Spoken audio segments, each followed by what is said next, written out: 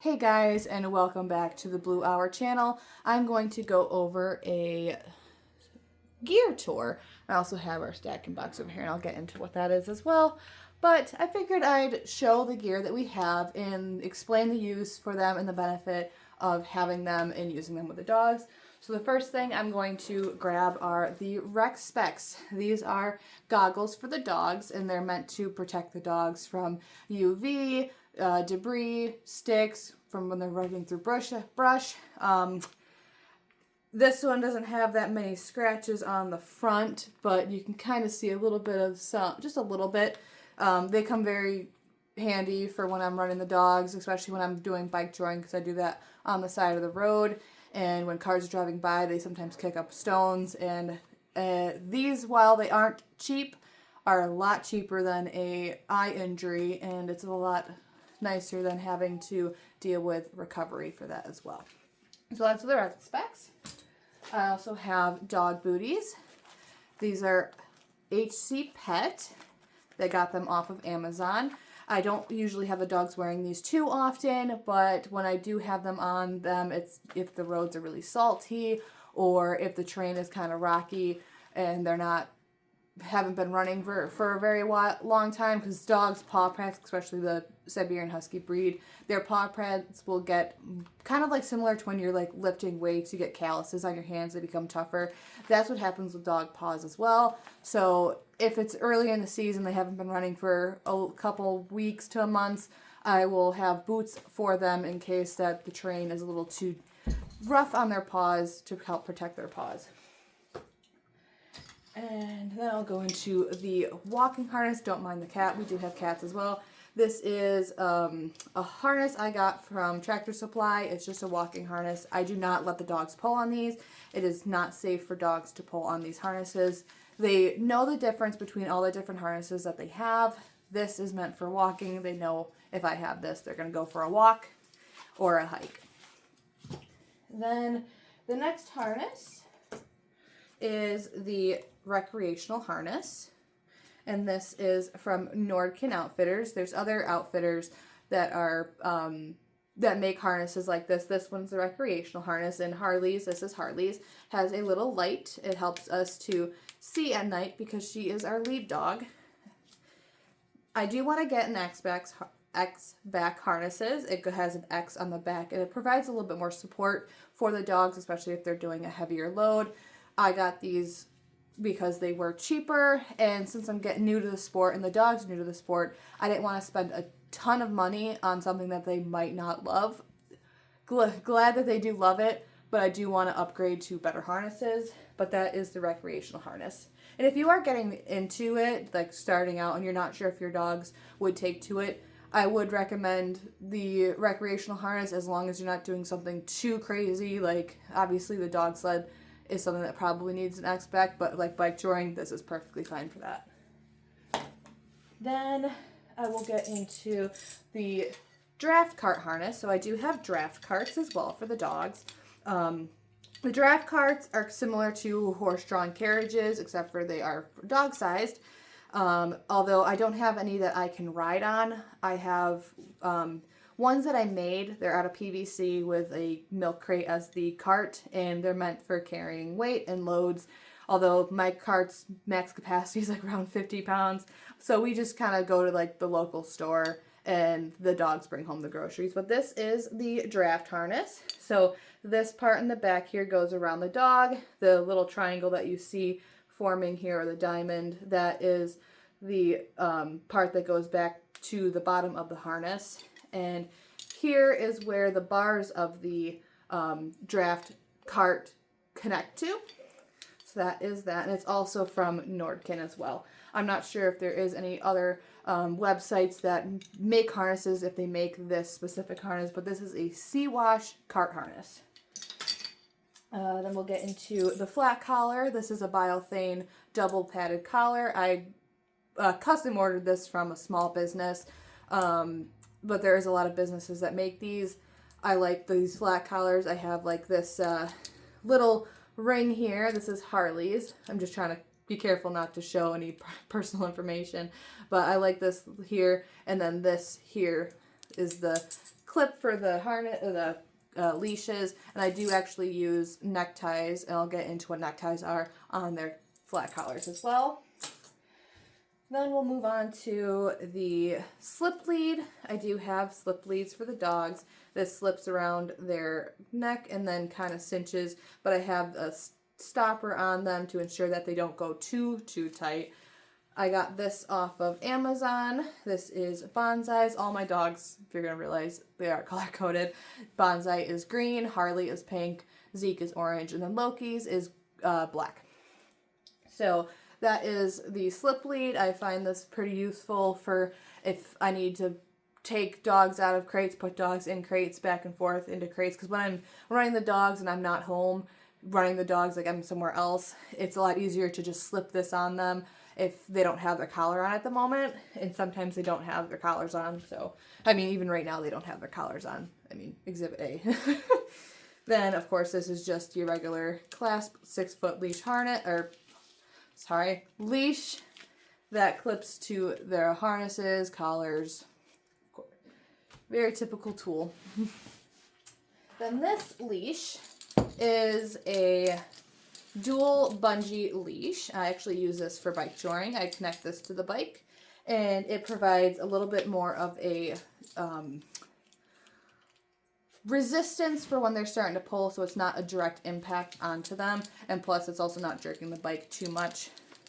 But that is what I use for bike touring when I have 2 dogs. If I have 1 dog, I'll just use one of like the 6-foot leash, but when I'm doing 2, I prefer this one.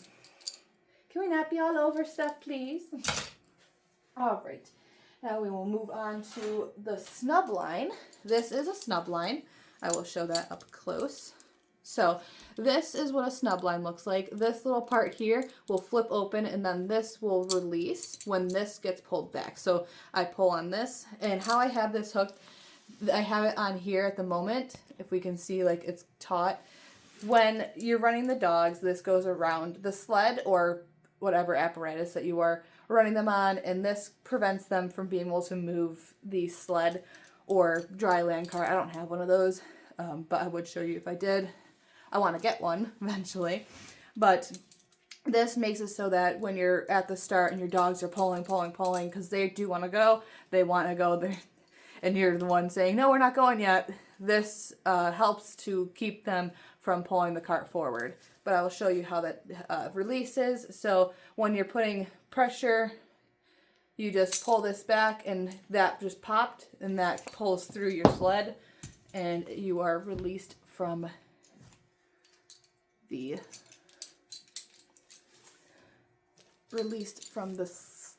anchor, which anything is your anchor. Tree, post. Currently I'm using the wood stove.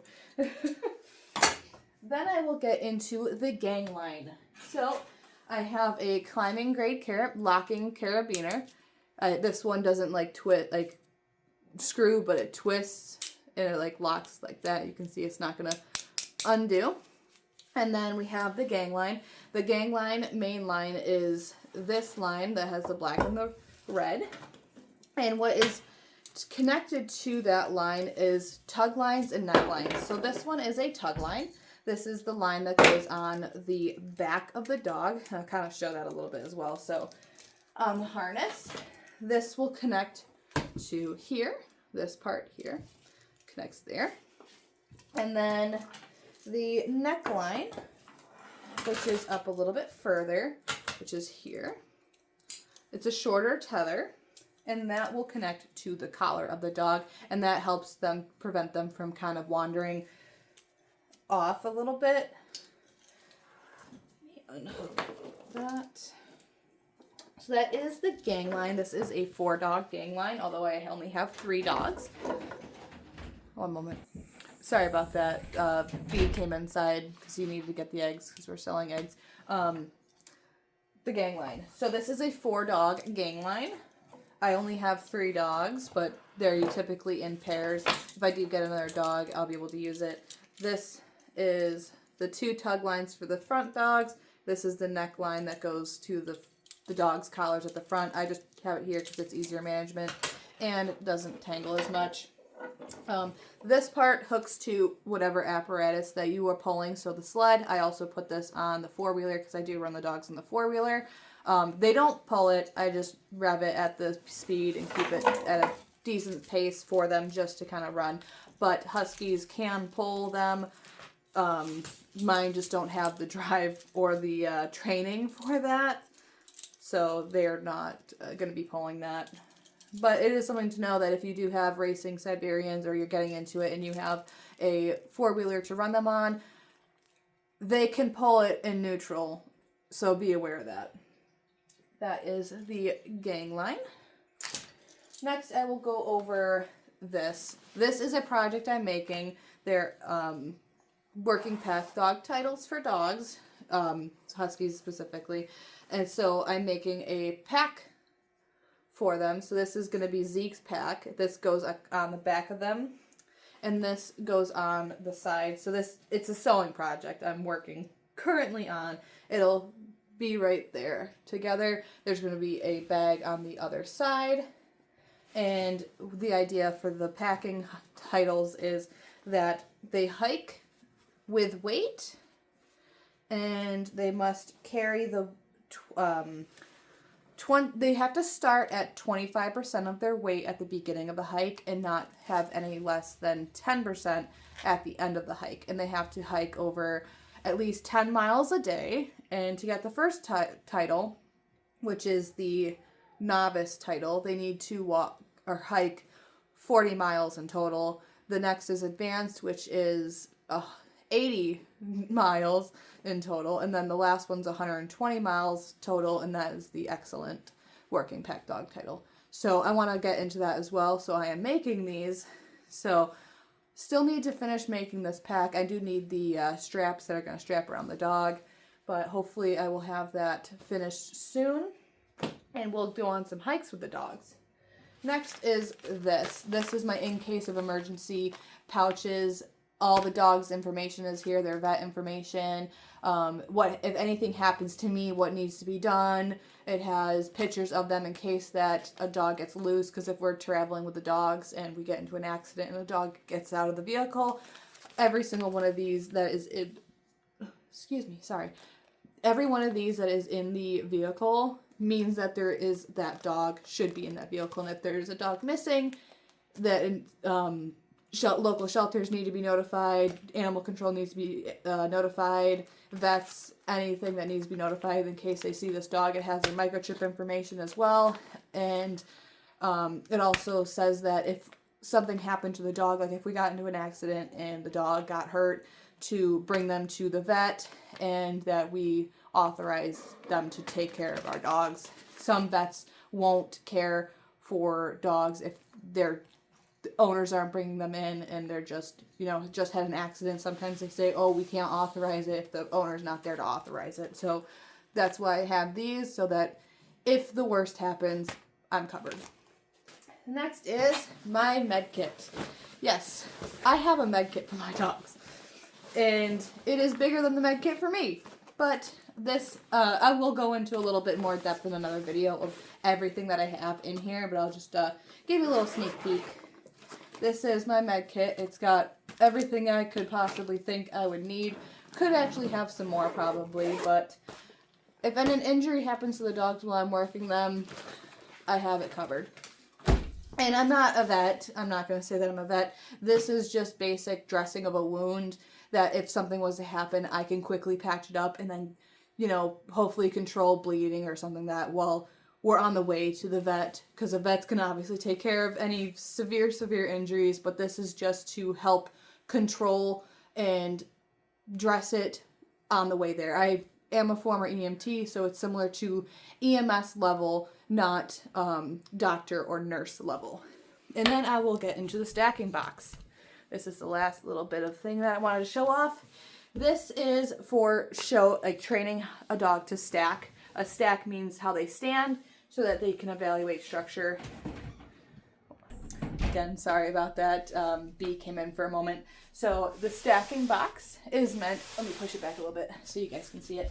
I have two different types of stuff that they can stand on. These I do like to help them to build up confidence of standing because they don't really have, it also helps them to learn where to put their feet because there's really not much place to put their feet except for here.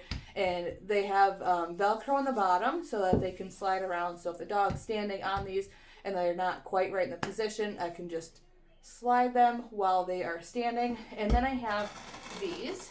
They're Velcro up here. This, I make sure that they are where they need to be. So I usually just line them up, put the dogs up there, and they feel more stable and more confident on these. But this is just for building up confidence and even strength in their core because they are standing on pegs rather than boards. But that is my stacking box. Hopefully we will get a puppy that can show and we can train a puppy up here. But I do practice with the dogs that I currently have. So if you guys want to see that, I can definitely show you a video of stacking one of the dogs. But that is the gear. I hope you guys had fun going over all the wonderful gear. I do have a little bit of other stuff as well, like the sled and the draft carts and the bikes that have gear connected to it. But I wasn't going to go out and go and get them because they're currently connected to them. But if you guys want to also see this, like the apparatus that we use to run the dogs, let me know and I will make a video about that. But I will catch you in the next one. And if you like this type of content, like, subscribe, and hit that bell to get notified for the next one.